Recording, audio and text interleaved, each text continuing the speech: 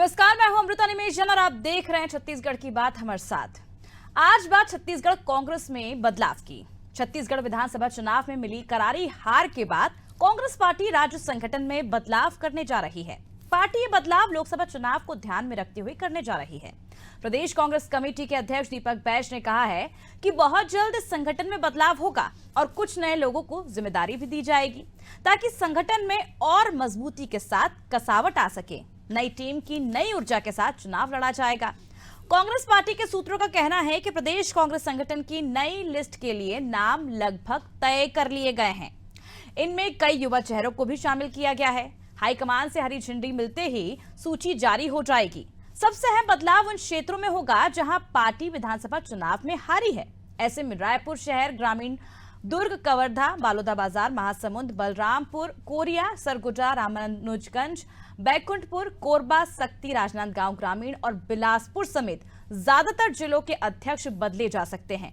जिला अध्यक्षों के बदलाव के साथ साथ जो पद संगठन में खाली हैं, उन पर भी जल्द नियुक्ति होगी। विधानसभा से पहले और बाद में कई नेताओं को पार्टी से बाहर का रास्ता दिखाया गया, तो कुछ ने खुद कांग्रेस का हाथ छोड़ दिया है। नई सूची में इन पदों पर भी नियुक्तियां होंगी। सवाल ये भी है कि विधानसभा चुनाव से पहले जो परिवर्तन किया गया था उससे कोई लाभ नहीं हुआ, तो अब ये संभावित नई टीम क्या करिश्मा दिखाएगी? आज उसी पर चर्चा करते हैं। पहले सुन लेते हैं कुछ प्रतिक्रियाएं। पिछले बार हम चुनाव में पीछे रह गए थे, लेकिन इस बार पूरा वातावरण 11 की 11 लोकसभा सीटों में ऐसी है कि बीजेपी वहां पर निश्चित तौर पर विजय प्राप्त करेगी। बावजूद इसके अच्छे वातावरण के हम बहुत गंभीरता के साथ में इस चुनाव की तैयारी कर रहे हैं। लगभग आधा काम हमारा हो गया है। चुनाव समितियां हमारी बन गई है, प्रभारी हमारे बन गए, संयोजक बन गए हैं, कार्यालयों का उद्घाटन हो गया है। हमारे 9-10 कार्यक्रमों के माध्यम से हम जनता के बीच में जा रहे हैं। लाभार्थी जो केंद्र सरकार के माध्यम से लगभग 40 लाख लाभार्थी जो छत्तीसगढ़ प्रदेश में, उनसे संपर्क योजना हमने प्रारंभ की है। बैठकें लगातार चल रही हैं। मुझे लगता है एक कड़ी मेहनत लोकसभा के लिए, क्योंकि हमारा संकल्प है कि 11 में से 11 सीटें जीतें। लोकसभा चुनाव को लेकर पार्टी पूरी तरीके से सजग है। कार्यकर्ता उत्साहित हैं। लोकसभा के लिए पर्यवेक्षकों की नियुक्तियां की जा चुकी है, प्रभारियों की नियुक्तियां की जा चुकी हैं। हमारी चुनाव समिति की बैठक हो चुकी है। बूथ लेवल तक की हम लगातार मॉनिटरिंग कर रहे हैं। उत्साह का वातावरण है। निश्चित तौर पे कार्यकर्ताओं का उत्साह, जो हमारी तैयारियां हैं, मोदी सरकार की वादा खिलाफी 10 साल के जो उन्होंने जनता से धोखा दिया है, इन सब विषयों को लेकर हम जनता के बीच में जा रहे हैं। और आप देखिएगा लोकसभा के जो चुनाव परिणाम है, विधानसभा से इतर आएंगे, हम ज़्यादा बेहतर करेंगे लोकसभा में। तो छत्तीसगढ़ राज्य का गठन होने के बाद से 4 बार लोकसभा के चुनाव हो चुके हैं और उसमें अच्छी खासी जो हार है वो कांग्रेस को मिली है। और अगर हम बात करें पिछली बार की, तो 11 सीटों में से 2 सीटें ही कांग्रेस अपने पाले में कर पाई है। हालांकि अगर हम बात करें पहले की, तो पहले अगर हम बात करें, आलम यह है कि 11 लोकसभा सीटों में से 6 लोकसभा सीटें ऐसी हैं जो हमेशा से बीजेपी का कब्जा रहा है, और कोरबा सीट एक ऐसी है जहां पर कभी कांग्रेस जीती है तो कभी हारती हुई भी नजर आई है। लेकिन प्रत्याशियों का जहां चयन करना चाहिए, जहां प्रत्याशियों को लेकर मंथन करना चाहिए, और उस समय पार्टी अगर संगठन में बदलाव की सोच रही है, तो अपने आप में कई तरह के जो सवाल हैं वो खड़े होते हैं। और इसी पर आज हम चर्चा करेंगे। और हमारे साथ जुड़ चुके जसविंदर सिंह जी बीजेपी से, विष्णु सिंह देव कांग्रेस से, और वरिष्ठ पत्रकार नागेंद्र वर्मा जी। आप तीनों का बहुत बहुत स्वागत है नादी टीवी में। सबसे पहले नागेंद्र जी, मैं आपके पास आना चाहूंगी, क्योंकि जिस तरह से कांग्रेस अब प्रत्याशियों की जगह संगठन में बदलाव करने जा रही है, 12 से 15 दिन का समय बचा है जब आचार संहिता लागू हो जाएगी। क्या समझे, आखिर इतनी देर से क्यों जाग रही है कांग्रेस? क्या लगता है कि इससे कांग्रेस को आने वाले दिनों में क्या कुछ फायदा होगा या नुकसान झेलना पड़ेगा कांग्रेस को? स्वाभाविक रूप से ये जो प्रक्रिया अपनाई जा रही है, इसमें काफी विलंब कर दिया गया है। मुझे लगता है कि ये कदम पहले उठाना था कांग्रेस, उनके पास समय था। अब नए लोगों को संगठन में लाया जाएगा या कार्यकर्ताओं के बीच उनका परिचय कराया जाएगा, तो स्वाभाविक रूप से एक वैक्यूम सा बनता है। ऐसे समय में जरूरत होती है, जब एन सिर पे चुनाव है, अनुभवी लोगों की जरूरत होती है, जिनकी जमीनी स्तर पे पकड़ हो, उनकी जरूरत होती है। हालांकि कांग्रेस, मुझे लगता है कि पिछले चुनाव में, विधानसभा चुनाव में उन्होंने जो करारी हार का मजा लिया है, उसका स्वाभाविक रूप से असर इस बार उनकी तैयारी में दिखेगा। और वो ये चाह रहे हैं कि शायद नए चेहरे जो है वो वैतरणी पार कर सकते हैं। और अभी जो स्थिति है 11 लोकसभा सीट पे किस तरीके से वो अपना परचम लहराने में कितने सीटों पे काबिज होने की कोशिश कर सकते हैं, क्योंकि इस बार जो कयास लगाया जा रहा है कि जो ये 2 सीटें जो है उसमें से एक सीट जो है बस्तर की, अभी उसको भी लेके बहुत सारे संदेह हैं कि वहां भी कमजोरी अभी तक के जो ग्राउंड रिपोर्ट आ रही है वो मिल रही है। कुछ जगहों में ऐसा लगता है कि बीजेपी के जो सांसद है वो वहां पर उनका परफॉर्मेंस वैसा नहीं रहा है, तो वहां पर कांग्रेस बहुत उम्मीद लगा के रखी है, इसलिए शायद मुझे लगता है कि वैसे रणनीति पर काम कर रही है कि वहां वो प्रत्याशी भी नए खड़े करने की कोशिश करेगी और कार्यकर्ताओं का भी जो एक नया समूह जो बनाना चाहती है, संगठन में भी कुछ नए लोगों को मौका देना चाहती है, वो एक रणनीति इस समय ऐसा हो सकता है। चलिए विष्णु सिंह देव जी के पास आना चाहूंगी। विष्णु जी, क्या समझे, क्या न्याय यात्रा में ज्यादा फोकस हो गया, इसलिए लोकसभा चुनाव की तैयारी में कहीं ना कहीं कांग्रेस पिछड़ती आ रही है? इस बार का जो फॉर्मूला है वो समझ नहीं पा रहा है कांग्रेस का लोकसभा चुनाव को लेते हुए। नहीं, देखिए, संगठन में नए लोगों को लेना या उनका परिवर्तन करना, यह तो सतत प्रक्रिया है, तो चलती रहती है। और हमारा जो टाइम पीरियड होता है, हम जितने समय में अपने अध्यक्षों को बदलते हैं, हम जितने समय में अपने नई कमेटियां का गठन करते हैं, लगभग उतने समय में ही ये हो रहा है। इसमें कोई वैसी बात नहीं है, हमेशा तो संगठन की सतत प्रक्रिया है, नए लोगों को मौका मिलेगा। और जैसा कि सर ने बताया कि नए लोगों को मौका मिलेगा, लेकिन जो अध्यक्ष बनेंगे या किसी पदों पे आएंगे, वो कांग्रेस पार्टी में पिछले कई वर्षों से लगातार काम करते आ रहे हैं, उनका अनुभव है, लोगों जनता के बीच में वो एक्टिव है, सक्रिय है, लोकप्रिय है। इसके बाद ही उन्हें पार्टी में जब जवाबदारी और जिम्मेदारी मिलती है, तो वैक्यूम सा, जो सर ने कहा कि वैक्यूम सा क्रिएट होता है, वो वैक्यूम वाली स्थिति यहाँ पे बनने वाली नहीं है कि कांग्रेस में पैराशूट लैंडिंग होती नहीं है। जो लगातार ग्राउंड वर्कर है, जो फील्ड का वर्कर है, जो काम करते आ रहा है, उसे मौका मिलेगा और वो कंटिन्यू जनता के साथ जुड़ा हुआ है, पार्टी के साथ जुड़ा हुआ है, पार्टी के लिए वर्षों से काम कर रहा है, उन्हें मौका मिलेगा। युवाओं को भी मौका मिलेगा, कांग्रेस पार्टी महिलाओं को भी मौका देने वाली है। और काफी अच्छी मजबूती के साथ न्याय यात्रा में तो हम लगे ही थे। न्याय यात्रा अब छत्तीसगढ़ से जा चुका है, उसका काफी पॉजिटिव रिस्पांस भी हमें देखने को मिल रहा है। और उसके बाद अब अगला हमारा टारगेट लोकसभा का चुनाव है, जिसमें हम लोग अच्छा प्रदर्शन करने वाले हैं। जसविंदर जी, आपके पास आना चाहूंगी। विष्णु जी का तो यही दावा है कि इस बार जो अच्छा प्रदर्शन है वो कांग्रेस पार्टी करने जा रही है और न्याय यात्रा का जो एक पॉजिटिव इम्पैक्ट है वो कहीं ना कहीं छत्तीसगढ़ में पड़ा है। क्या काट ढूंढेगी बीजेपी अब? आपको लगता है कि बीजेपी को किसी प्रकार के काट या कार्ड की जरूरत है लोकसभा चुनाव को लेके? मुझे तो नहीं लगता है। और मुझे क्यों नहीं लगता है, इसके पीछे कुछ ठोस कारण हैं, मुझे लगता है, जिसकी जानकारी मैं दर्शकों को भी दूं और आपको भी दूं। अमृता जी, क्या देखिए, 2.5 वर्ष में विष्णुदेव साय की सरकार ने जिस प्रकार से अपने किए वादों को पूरे करने में सफलता प्राप्त की है, छत्तीसगढ़ की आम जनता आज भारतीय जनता पार्टी के साथ विश्वास पूर्वक जुड़ाव महसूस कर रही है।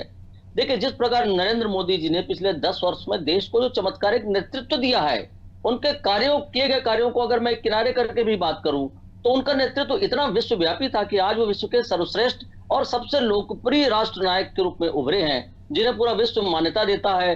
और पूरा विश्व अपनी हर छोटी बड़ी समस्या के समाधान के लिए अगर किसी की ओर देख रहा है तो भारत की ओर देख रहा है और नरेंद्र मोदी जी की ओर देख रहा है। और तीसरा विषय, कांग्रेस में मुद्दों का अभाव स्पष्ट रूप से दिख रहा है, इसलिए कांग्रेस इधर उधर की बात करते हुए अपने आप को लोकसभा के लिए तैयार कर रही है। लेकिन मान के चलिए कि कांग्रेस की इन बातों से जनता के बीच में कोई सकारात्मक परिणाम नहीं होगा।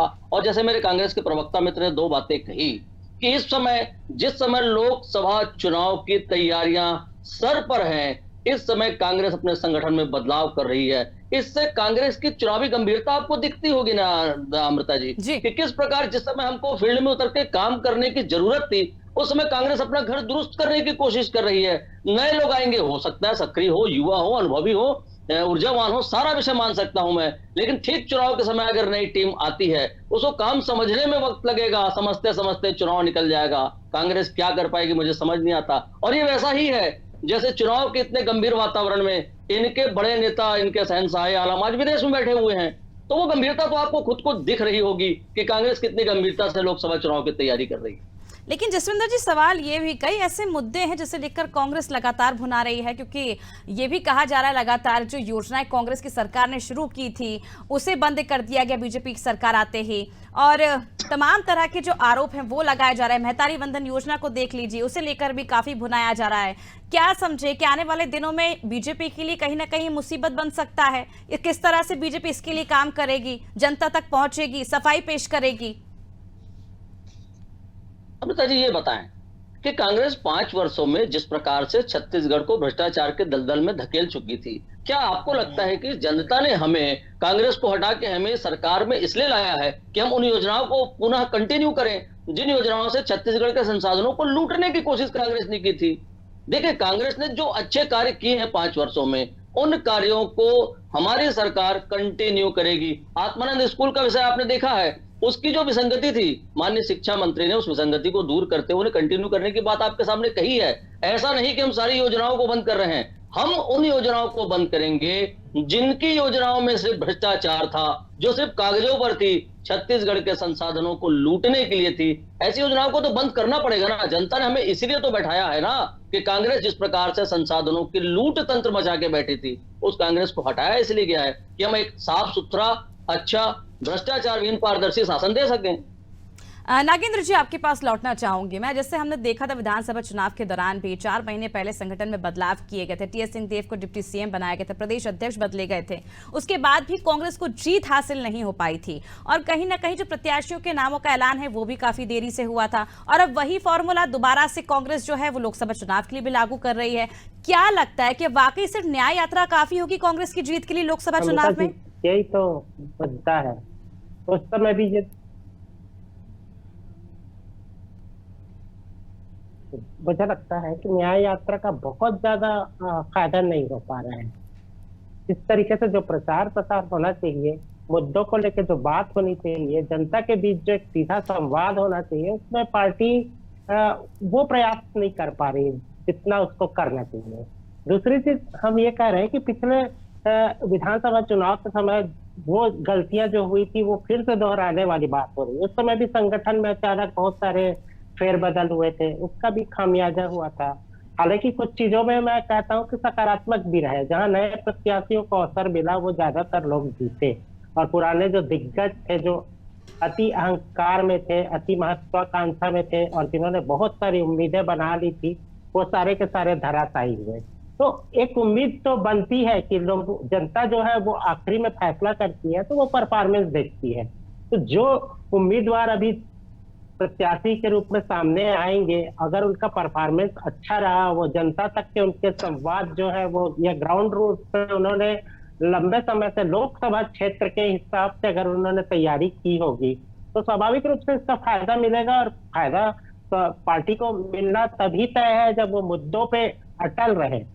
लेकिन जहां पर आपने जरा भी फेर बदल किया या फिर उसमें आपकी गंभीरता नजर नहीं आई, तो इसका खामियाजा भी भुगतना पड़ सकता है। और जितना विलंब होगा किसी चीज को करने में, प्रक्रिया में, उतना ही देर आपको आगे इसकी तकलीफ भुगतनी पड़ती है। तो स्वाभाविक रूप से राजनीतिक दलों को इस पर विचार मंथन करना पड़ता है, और कोशिश ये करनी पड़ती है कि कार्यकर्ताओं में और संगठन में जो तालमेल जो है वो सही ढंग से बना रहे, और चुनाव की प्रक्रिया जो है वो बिल्कुल सही चले, तब जाके जीत हासिल हो सकती है। बिल्कुल विष्णु जी, आपके पास आना चाहूंगी। देर आए दुरुस्त आए, लेकिन ये लाइन कभी कभी राजनीति में सटीक नहीं बैठ पाती है। 2018 की हम अगर बात करें तो बहुमत के साथ आपकी सरकार बनी थी छत्तीसगढ़ में, बावजूद इसके सिर्फ 2 सीट आप लोकसभा चुनाव में जीत पाए। लेकिन इस बार कहीं ना कहीं बड़ी चुनौतियां सामने देखने को मिल रही, क्योंकि विधानसभा चुनाव में हमने देखा था आपने संगठन में जिस तरह से 4 महीने पहले बदलाव किए थे, उसका खासा असर भी देखने को नहीं मिला। और अब अगर हम बात करें तो जो बड़े नेता हैं छत्तीसगढ़ में कांग्रेस के, वो ही चुनाव लड़ने से इनकार कर गए, तो कहीं ना कहीं एक मजबूरी भी हो गई है कांग्रेस की नए चेहरों को उतारना। नहीं, मजबूरी वाली बात नहीं है। आपने चुनौतियों की बात कही, तो जहां कांग्रेस जहां पे राजनीतिक दलों के साथ गठबंधन कर रहा है, कांग्रेस इंडिया बना रहा है, उसी प्रकार भारतीय जनता पार्टी के लोग ईडी के साथ, आईटी के साथ, सीबीआई के साथ गठबंधन लगातार कर रहे हैं। ईडी के छापे पूरे देश भर में पड़े जा रहे हैं, और आप देखिएगा कि अंबानी और अदानी के बैसाखी के सहारे नरेंद्र मोदी 2024 के चुनाव में चुनाव लड़ने जा सर, रहे हैं। संगठन 10 से 12 दिन पहले बदलाव कर रहा है चुनाव के, और अब ईडी आईडी की बात कर रहे हैं। चुनाव हार जाएंगे फिर आप ईवीएम की बात करने लग जाएंगे। हम तो अभी जनता के बीच में जा रहे हैं, जनता को बता रहे हैं कि पिछले 10 वर्षों में किस प्रकार मोदी जी ने उन्हें छलने का काम किया है, किस प्रकार उन्होंने कहा था कि हम प्रत्येक वर्ष 2 करोड़ लोगों को रोजगार देंगे। जिस प्रकार वो 2014 के चुनाव में अच्छे दिन लाने का वादा करके चुनाव लड़ रहे थे, वो अच्छे दिन कहाँ है, देश की जनता पूछ रही है। हम देश की जनता को जाकर के ये बताने का काम कर रहे हैं कि ये लोग झूठ बोल रहे थे कि 30-35 रुपए लीटर के हिसाब से डीजल दिया जाएगा, महंगाई कम की जाएगी, देश में न्याय व्यवस्था सही होगी, काला धन वापस लाया जाएगा। वो सब कहाँ है? जिस प्रकार से मुद्दे को भटकाते हुए ये लोग हिंदुत्व और इस तरीके के जातिवाद की राजनीति लगातार देश में बढ़ रही है, उस बात को हम लोगों के बीच में जाकर के बता रहे हैं। इन्होंने कहा था कि 2022 में हम किसानों की आय दुगना करने का काम करेंगे, लेकिन जैसे ही छत्तीसगढ़ में इस बार इनकी सरकार बनी तो ये महतारी वंदन योजना, जो चुनाव के समय इनके उप मुख्यमंत्री कहते थे कि सभी को, कलेक्टर की पत्नी से लेकर के मुख्यमंत्री की पत्नी को भी पैसा मिलेगा, लेकिन जैसे ही इनकी सरकार बनती है तो ये लोग उसमें तरह तरह के नियम ले आते हैं, उसमें कई लोगों को छाट दिया जाता है, कई लोगों को काट दिया जाता है। उसी प्रकार जो जसविंदर जी, आपका रिएक्शन देना चाहूंगी, क्योंकि 10 साल पुरानी जो कैसेट है वो अब तक खत्म नहीं हो पा रही है। देखिए, मतलब आपको तो ये समझना पड़ेगा, कांग्रेस समझे ना समझे, कि कांग्रेस जमीन पे मुद्दों को पकड़ नहीं पा रही है, जमीन में जनता की नब्ज को नहीं पकड़ पा रही है। अब इसका दुष्परिणाम क्या है? एक समय 400 से ऊपर सीटें लोकसभा में हुआ करती थी इनकी, आज 44-45 सीटें, 50 सीटों के अंदर आ गई कांग्रेस। उसका मुख्य कारण है कि जनता के बीच नहीं रहना, उनकी नब्ज को नहीं पकड़ना। देखिए, पूरे भारत का आज जनमानस किस प्रकार से भगवान श्री राम के भव्य और दिव्य मंदिर के निर्माण को लेके, उनकी प्राण प्रतिष्ठा को लेके अपने आप को गर्व से भरा महसूस कर रहा है, और ये कांग्रेस है जो अपने नेताओं को वहां जाने से रोकती है। इस प्रकार अगर आप देश के जनमानस के खिलाफ अपनी नीतियों को लेके जाएंगे ना साहब, तो जनता वही करेगी जो जनता को करना है। विश्वास मानिए, अगर मोदी जी ने कहा है कि हम 370 सीटों से ऊपर जीतेंगे और हमारा गठबंधन 400 से ऊपर सीटें जीतेगा, तो वो जनता के नब्ज को पकड़ के कह रहे हैं, लगातार जनता के बीच में रहना। और देखिए कुछ बातें और, आपने न्याय यात्रा की बात दोबारा छेड़ी। न्याय यात्रा में किस प्रकार का पॉजिटिव रिस्पॉन्स मिल रहा है कि जब जब न्याय यात्रा प्रारंभ होती है, जब पहली न्याय यात्रा हुई तब क्या हुआ? ये छत्तीसगढ़ हार गए, मध्य प्रदेश हार गए, राजस्थान हार गए। दूसरी न्याय यात्रा लेके निकले राहुल गांधी, तब क्या हुआ? ये जिस इंडी गठबंधन की बात कर रहे हैं विष्णु जी, वो इंडी गठबंधन कैसे क्रमशः टूटने लगा। जिसने इंडी गठबंधन की नींव रखी, ऐसे नीतीश कुमार खुद इंडी गठबंधन छोड़ के बाहर आ गए, हमारे साथ आ गए आज वो बिहार में। और देखिए क्या होता है, जब तक कि आप जनता के बीच जनता के विषयों को लेके नहीं जाएंगे, आपका खुद माइंड सेट क्लियर नहीं होगा कि आप करना क्या चाहते हैं, तब तक जनता को आप बता नहीं सकते। और न्याय होता कैसे है मैं आपको बताता हूं अमृता जी। न्याय होता है, हमने कहा कि हम पीएससी में हुई गड़बड़ियों पे युवाओं को न्याय देंगे। हम सरकार में बैठते ही हमने पीएससी घोटाले की जांच सीबीआई करने की घोषणा कर दी। 3100 रुपए के हिसाब से किसानों के हमने कहा कि वो 18 लाख प्रधानमंत्री आवास, इसको भूपेश की कांग्रेस सरकार ने रोक दिया था। कुर्सी में बैठते ही पहला दस्तखत हमारा उसी निर्णय पे होगा। हमने कुर्सी पे बैठते ही 18 लाख प्रधानमंत्री आवास के लिए राशि मुहैया करा दी लोगों को। विष्णु जी, क्या आपको ऐसा नहीं लगता जब विधानसभा चुनाव में हार मिली थी कांग्रेस को, तब से ही बदलाव की रणनीति शुरू कर देनी चाहिए थी? काफी देर हो गई इस रणनीति में पहुंचते पहुंचते। जैसा कि आप कह रहे हैं कि 400 पार का नारा हमारे प्रधानमंत्री जी ने दिया है, लेकिन अमित शाह जी ने मंच से कहा है कि ये टारगेट अपने कार्यकर्ताओं को हमने दिया है। 2014 के बाद 8-9 बार ऐसी स्थितियां आई हैं जिसमें इन लोगों ने जो टारगेट दिया था अपने कार्यकर्ताओं को, जो बात इन लोगों ने जनता के बीच में जाकर के कही थी, वो लगातार ये लोग फेल भी हुए हैं। आप बिहार की बात कर लीजिए, 2015 में 200 का टारगेट लेकर के ये लोग चुनाव लड़ रहे थे, 55 सीटों में निकल गए थे। पंजाब अकाली दल और बीजेपी का गठबंधन आंध्र प्रदेश में चलिए नागेंद्र जी, आपके पास आना चाहूंगी। नागेंद्र जी, बीजेपी यही कहती आई है कि जहां जहां से राहुल गांधी की यात्रा गुजरती है वहां पर बीजेपी को फायदा होता है। जिस तरह से हमने देखा था पिछले दिनों जब छत्तीसगढ़ में न्याय यात्रा पहुंची थी, तो ओबीसी को लेकर, मोदी को लेकर जो टारगेट किया गया था, क्या लगता है उनका ये बयान लोकसभा चुनाव के लिए मुसीबत बन सकता है कांग्रेस के लिए? एक बार फिर दोहरा दीजिए नागेंद्र जी, जिस तरह से लगातार ठीक।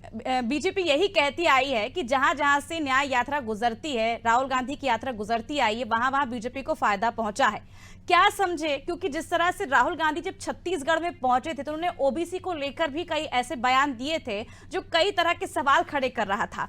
क्या लगता है संगठन में बदलाव जो है वो काफी देरी से हो रहा है, फोकस कहीं ना कहीं प्रत्याशी के चयन पर नहीं है? क्या ये बयान भी कहीं ना कहीं न्याय यात्रा के दौरान जो दिया गया था राहुल गांधी द्वारा मुसीबत बन सकता है कांग्रेस के लिए? स्वाभाविक रूप से क्या होता है कि जब पब्लिक से एड्रेस करते हैं तो उसमें बहुत गंभीरता होनी चाहिए। सबसे बड़ी चीज है, आज का जो मतदाता है वो हाईटेक है। और एक आपने एक छोटी सी चीज देखी होगी कि सड़क किनारे मजमा वाला मजमा लगाता है, तमाम तमाशा दिखाता है, पब्लिक रुक के देखती है, लेकिन जब वो झोली फंसाता है तो उसकी झोली में डालते कुछ निकलते हैं।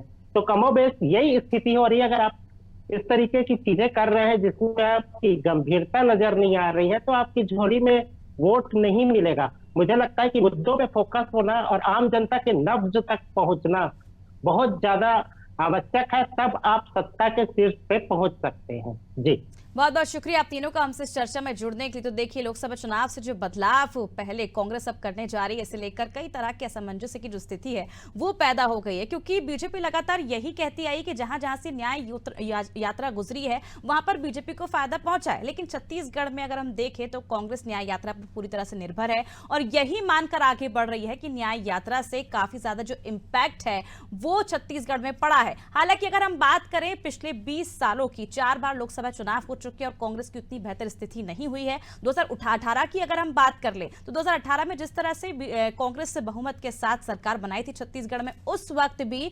कांग्रेस सिर्फ लोकसभा चुनाव में 2 ही सीटें हासिल कर पाई थी। ऐसे में अब सवाल यह है, जिस तरह से संगठन में ऐन मौके पर बदलाव किए जा रहे हैं, क्या वाकई कांग्रेस का क्या कुछ फॉर्मूला है, किस रणनीति के तहत कांग्रेस ऐन समय पर बदलाव कर रही है संगठन में, और आने वाले दिनों में जब जिला अध्यक्ष बदले जाएंगे, नए चेहरों को लाया जाएगा आगे, तो इसका डैमेज कंट्रोल ऐन वक्त पे किस तरह से कांग्रेस करेगी, ये देखने वाली बात होगी। यही वक्त तय करेगा और लोकसभा चुनाव में जो उम्मीदवार है वही हार जीत का फैसला करता है और इस फैसले को कितना गंभीरता से कांग्रेस लेती है ये भी देखना होगा। फिलहाल मुझे दीजिए इजाजत और आप देखते रहिए अनादि टीवी। नमस्कार।